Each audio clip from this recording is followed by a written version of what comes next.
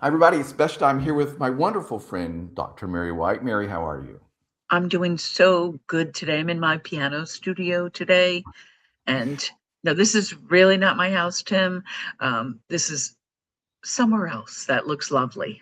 Well, it is lovely, and I love you in any environment, Mary, but that one especially is nice for you. So don't look at the problem, look at the solution. I found this quote, shared it with you, and you immediately said, "Oh, yes, let's talk about it." Why?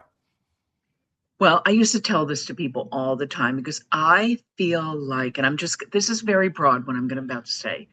I feel like we are so quick and so apt to blame people. And blame is wrapped up in this solution slash problem. Like to me, it's like, let's not blame people. They're already probably beating themselves up enough. Like, let's just move past that. I do what I'm saying is I used to say it to teachers all the time because they would say, they would come to me and say, Mary, I did this. Like, and some of them were bad, not bad, illegal bad. I'm just saying, like, they said something to a student that was, or said something to a parent that was might have been worse. And I said, okay, well, how do you think we can solve it? Instead, I used to say that all the time. How do you think we can solve it? Instead of, I'm not going to beat them up. I'm not going to, you know, give them punishment. They're probably punishing themselves enough. And I just feel like within this culture of blame, we need to stop it. And we just need to just say, what's the solution instead? Does that make sense, Tim? Oh, absolutely, it does. And that's great principle or administrative philosophy. And I'm glad that you did that with teachers that you were working with and helping. I think it's really important because at a certain point, it just, as you sort of mentioned, it just sort of bogs you down. It doesn't matter even how it happened, why it happened, who was at fault, or whatever. The point is, okay, let's get let's get past this. How can we Exactly. solve this problem? If you focus there, then it's all forward motion, right? You're thinking about moving forward, getting out of it, getting past it, rather than getting mired down in the problem. If you keep thinking about the problem, you're just going to get stuck. The problem gets bigger and bigger. Yes. And it just becomes like this over thought out nonsense in your brain. And it really, it causes people to lose sleep and not eat well or not, take care of themselves or something like that. I mean, it's just, there's no reason for this. I find myself, by the way, it doesn't always work with myself. I'm good about telling people that, but for myself, I sometimes, and I still find myself like, well, I'm to blame for that, or I said this, or I said that. Like, it's just not right. I've heard something recently, Tim, where it talks about people who are angry, and who are really looking for someone to blame. Like their brain is getting rewired to look for that all the time. Wow. And I don't want to be someone who always looks for someone to blame. I just, people are living their best and doing their best, Yeah, and with we the can't. information they have or the concepts they're working from, or Correct. to your point, to the habits of thought. And I think this is really the point here is we do have habits of how we think about things and how we spend our Right. time and our thinking and our mind running. And I think you can reprogram that, you can relearn that, you can make new habits of thought. So to your point, we all get stuck in the problem sometimes, and it's scary if it's ours and it seems really big. But once we can continue to remind ourselves, oh, wait a minute, don't think about the problem, think about the solution. How do I get, it changes things on a dime. All of a sudden, you're thinking about moving forward and something positive. It also lends itself to a certain level of control, Tim. I'm in control of the thing because it's how I think about it. Yeah. Oh, yeah. Yeah, it's not about, let me see if I can beat myself up any more than I'm beating myself up. How can I change the situation so that I'm thinking about what's the best solution for this? It's kind of also like when people think, like, they think, oh, this is bad is happening, this bad is happening, this bad is happening, instead of just saying, like having a sense of gratefulness too. I think that's part of it, is like really changing that to a positive mindset rather than really negative thoughts that really does hurt you. I think the more positive you can be, the better. No, it really does help. And it's very easy to get into those habits of thought where it's all about the blame and getting stuck in it and everything's bad. And like that's a just you're digging a hole, right? And I'll often reference the wonderful Mr. Rogers' look to the helpers, right? You and I have Me talked too, about Tim. Me Many too. times. Yes, we talked about this, and I think this has really helped me in some really sad, difficult times. Is there is always someone helping, right? And there's a first responder or a nurse or a Absolutely. doctor or a fireman, and like in great tragedies, but even in difficult situations at work or in relationships, there are usually people that are there trying to help. And so I maybe can also try to be one of those people. You and I were talking at another time about how if you have an issue at work or you have an issue with other people, when you go in to talk about the problem, have the solution in mind, have a Right. solution to offer, so that you're not just saying, well, this I don't like, but you're also saying, and I have this idea on how to make this better or how to move forward from this. I think that's the same thing here. If you're focusing on the solution, you're not just sitting around mired in the problem. And I love that too, because that gives you a real sense of power. And I'm not like talking about power in the negative sense, Tim, like I'm powering over you or I'm lording over you. I'm talking about power, sense of agency, sense of self. And we always talk about that, Tim, because like sometimes like we get into this, we bog down where like we forget who we are. I'm like, wait a minute. I'm I'm fabulous and have something to offer, you know? Yeah, it's like when you remind yourself, I think sometimes it's good to have a way to remind yourself, well, several things. One is, well, I have a lot of qualities that I know that I'm now good at certain things and I can get myself through this, right? I know that I know how to handle this. And the other thing, Mary, is I think at a certain point, one of the advantages of getting older. I talked about this when we talked about learning to love midlife in those videos. Everybody can find those on YouTube at Best and Steve. But when we talked about that, Right. it's like I've been here before. This happens to me all the times, like world events or frustrations with, and I'll be like, oh wow, well, I remember this happening before, and we got through this okay, and and oh look at these people that are helping to try to make this better, like all of those things.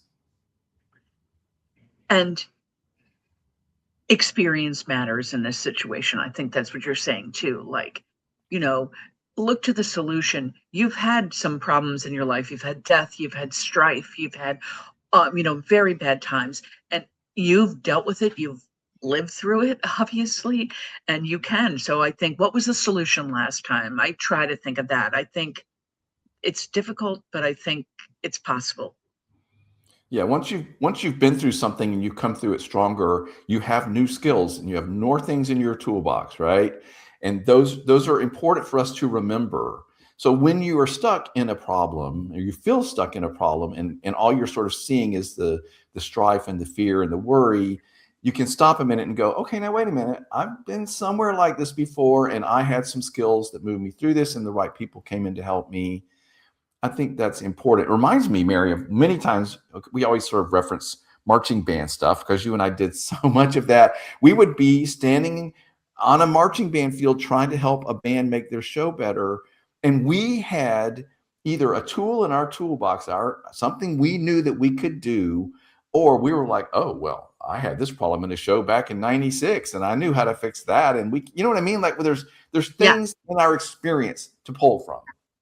Yeah, and isn't this, and I find when you think of solutions like you're talking about, to not to go back to marching band, but we always do. But when you have that, oh, we did that in this, and this, and then you think, but what if we tweaked it to this? Like, so already you've already alternating a solution to something even on top of a solution, which is an even better idea. So that kind of solution focused mindset really builds itself to creativity, and frees up your mind from the worry and the non-control and all that stuff. Yeah, I think that's the bottom line here. Anytime you can shift the ongoing conversation, even if it's just the one you're having in your head, to something more productive, something positive, something moving you forward, something that's a solution to, like, that is the trick. So if you ever find yourself, oh gosh, I think I'm married down to this problem, then remind yourself, wait a minute, don't think about the problem, think about the solution. How can I move forward? Who can I talk to? Mary, you and I have had conversations before where either one of us needed to bounce off the other one because we know that if I'm not stuck in the problem and you reach out to me, I have a better perspective to maybe Right. give some advice and vice versa. And this happens all the time, Tim. You help me all the time. Like I'm thinking this way, and you're like, "Whoa, that's." that solution needs to be, what if you thought about it this way? Or not that I'm going to do what you say, or, anything like that, but it's really gives people perspective, like you say. Yeah, Tim, you one need time I people. had a teacher who, I'll just share, she hung up the phone on the parent, but the parent had not hung up, and she had some choice words to say about the parent. And I Okay. don't have parent heard. And so it could have been a big deal, like a very big deal, with all kinds of nonsense, letters of reprimand and la la la. And let's find the solution. We found the solution. She had to call and apologize to the parent, and took a big step toward that was hard on her. And she's like, well, what's going to happen to me? I said, nothing's going to happen to you. We're solution focused. We're going to solve this. You said you were going to apologize. She was so afraid of what I was going to do. What I was going to do, uh, instead of, like, she had the solution, like, I hate to say this, and I've said this to 100 million times too. You have the ruby slippers, but sometimes you have to see it. You have the solution. You could have get home all along, all along. What do you think of my ruby slippers thing, Tim? I think that's awesome because that's a reference that is very powerful for all of us in our culture. And if that the lesson of that, of course, is the same kind of thing we're talking about. You have the solution and the way out already in you. Right. You just have to calm down and take a minute and realize that it's there. I feel like we always have really the next thing we need to do better and to grow and to move forward. It's always right here with us, but we have to stop and realize it's there. Yeah, because we get bogged down in all the other issues on top of it. And then we have to kind of clear the fog, which I'm not always good about clearing fog, by the way. I think it's just I'm not good at it. That's not You know, uncommon. I mean, you're in a fog, and everybody gets bogged down in a fog. And this is what we're talking about, Mary. Like I'm at the point now where I'm like, when I finally am smart enough to more quickly realize, oh, I'm in a fog. I am caught up in the problem. Then I'm like, okay, now I know how to do this. You know what I mean? Like I now have experience and a skill set and maybe exactly. a list of things. And okay, now I know what I need to do. Maybe I need to call up a friend and talk this through and get a better perspective. Maybe I need to make a list of maybe, and there's things I know to do to move forward because I've been there before. And this is part of the joy of growing and learning.